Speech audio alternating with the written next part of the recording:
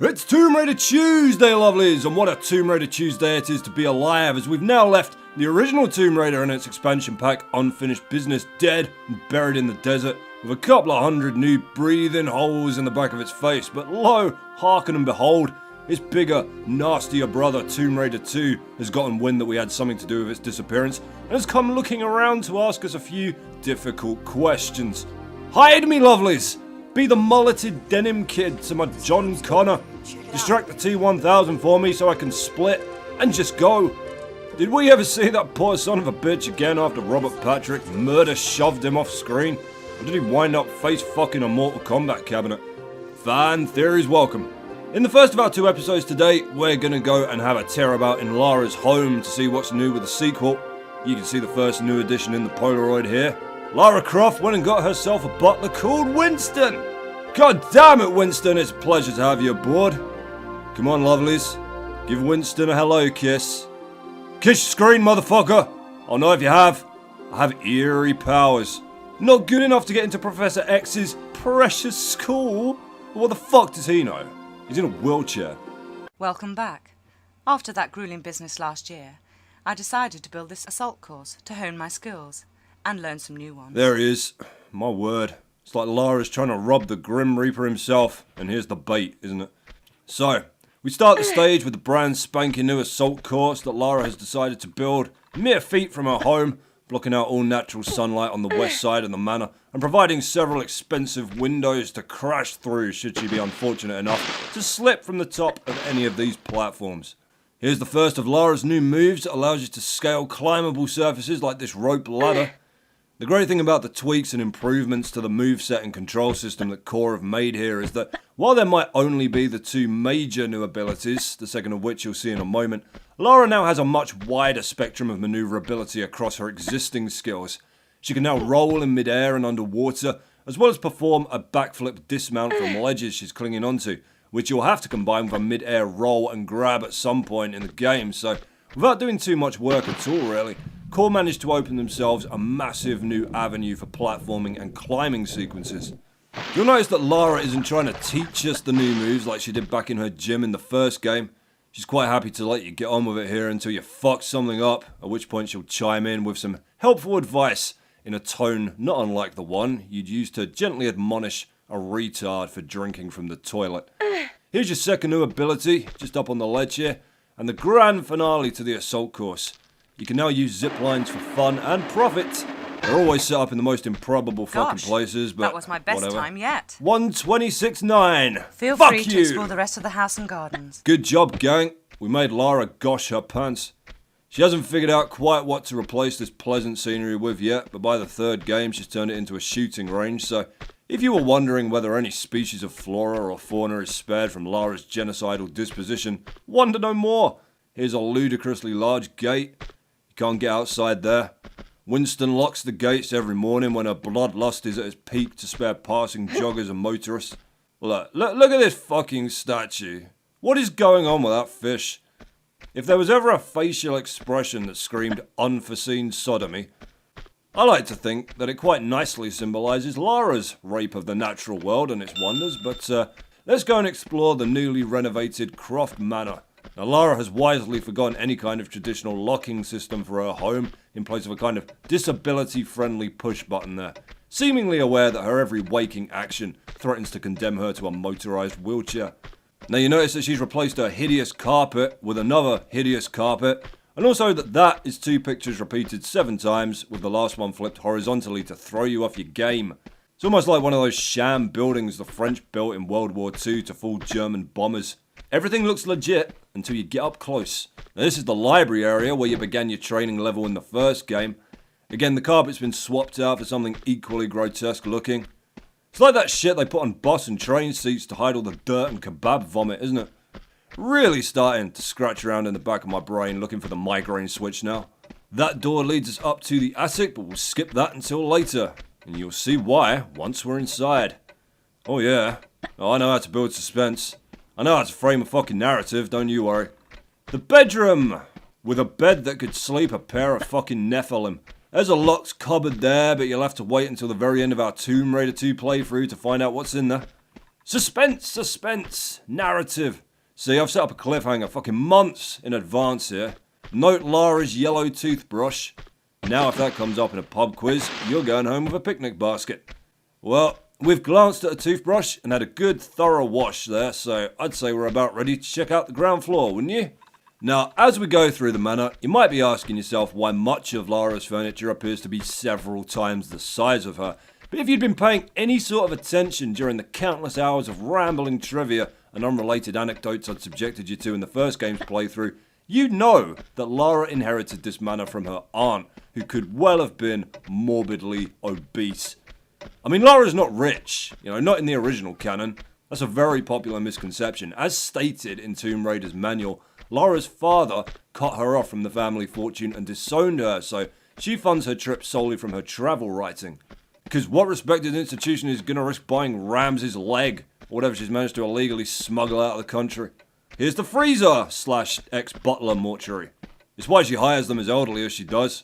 After a couple of weeks of trying to maintain this fucking cabin, they keel over, and then that's dinner sorted for the week, isn't it?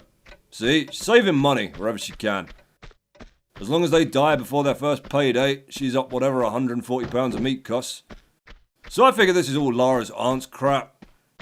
As for the brand new assault course outside, there's probably a farm 2 miles south of here with its barn missing. This is where the gym used to be. Let's have some tunes. Well, I don't know about you, but being around all those dead employees has given me a right froth on. Let's go and cool off in the pool. Not a great deal has changed in there, but you can see that Lara has added a diving board to the far end. Unfortunately, that means the statue has been removed, but Lara does occasionally pop it on a skateboard and chase Winston around the house with it. Gotta have a go on the board before we go, haven't we?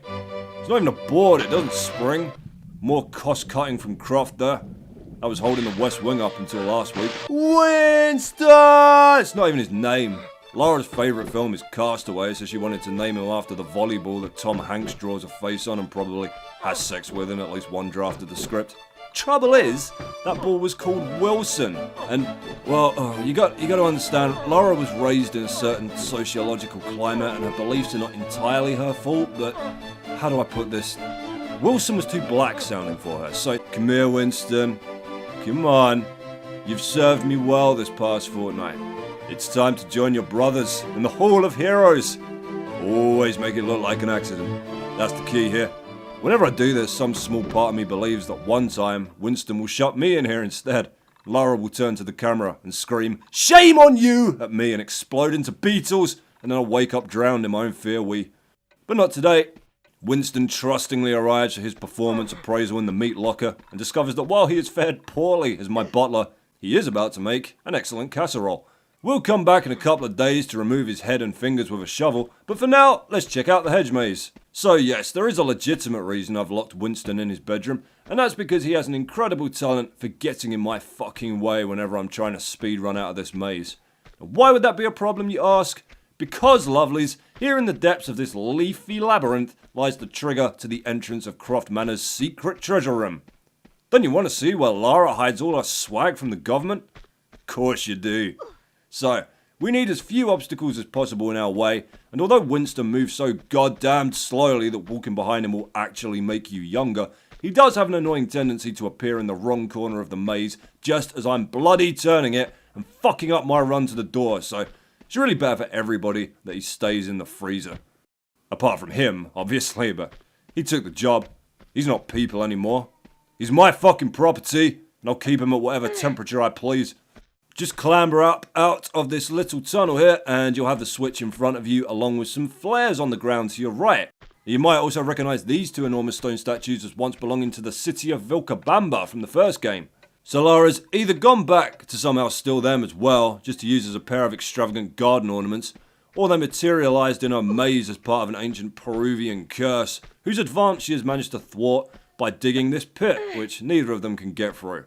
L to the O to the motherfucking L, my Incan chums. Right, now finding your way in and out of this maze is really simple enough. You just gotta stick to the left wall on your way in and the right one on your way out, and you'll do just dandy. You've got a little over a minute to make it from the switch to the door under the stairs in the main hall that we saw pop open there, which is obviously why it's a marvellous idea to actually open the front door before you try this. There's literally nothing else of any interest in the maze at all, so don't go thinking I'm shortchanging you by not exploring it. I wouldn't do that to you, lovelies. I want to show you all the treasures that this series holds. Why, by the end of this, you'll know Tomb Raider 2 better than you know your own mother. Unless you're an orphan. In which case you already do. Hurrah! And you thought nothing good would ever come of that car crash. You pessimistic Pete. There we are, we made that with plenty of time to spare. We're going to pop ourselves a flare here and see what wonders await us. Ooh, you see what I mean when I say Lara's potentially wealthy, but she can't spend a penny of it? This is all incredibly illegal, but thanks to the hedge maze puzzle, few private investigators ever come close to finding it. Lara made a bargain with the two cursed statues by the switch. If they leave her alone, she feeds them whatever detectives drop by looking for a woman fitting her description last seen fleeing Cairo airport with an enormous bronze cat statue on a luggage trolley. No sign of the Ark of the Covenant down here, which was sitting by the front door in the first game. She probably used it to silence the furniture moving company that towed all her shit in here, and now she's got it as a fucking buffet in an upstairs lounge or something. You have to press this button twice to get out of here for some reason. I don't know if the developers were trying to put the shits up here by making out that you were now entombed in here with your own despicable greed, or if it's simply a result of the door thinking it's still open due to antiquated scripting, but there's just one more room to show you now, and that's the dark and spooky attic that we passed over the first time we were upstairs. Usually far too dark in there to navigate effectively, but we went and found ourselves a box of flares, didn't we? Only 5 left, even though it's showing me 8. The curse of the Incan flares, woo! Goddamn time-traveling Peruvian charlatans. There's really very little to show you up here. It does have quite a foreboding atmosphere though, I'll give it that. These draped crates look like they should be staging some kind of elaborate suicide ritual. Which is dead convenient actually, because only amateurs use the escape menu to quit out of Croft Manor. That's cheating. There's only one way to truly leave Croft Manor in game, and that's to fucking kill yourself. Where is he? I'm gonna give Winston a fucking heart attack. There he is! Just a few shuffles closer, Grandad. Well, lovelies, Lara's about to give in to the wishes of the angry ghosts that haunt this place, but be sure to tune back in just a short while to join me in starting Tomb Raider 2 properly with the Great Wall. Fuck you, Winston! Dan is leaving. Hey, put that fucking tea set down, you son of a bitch. How dare you rob the dead?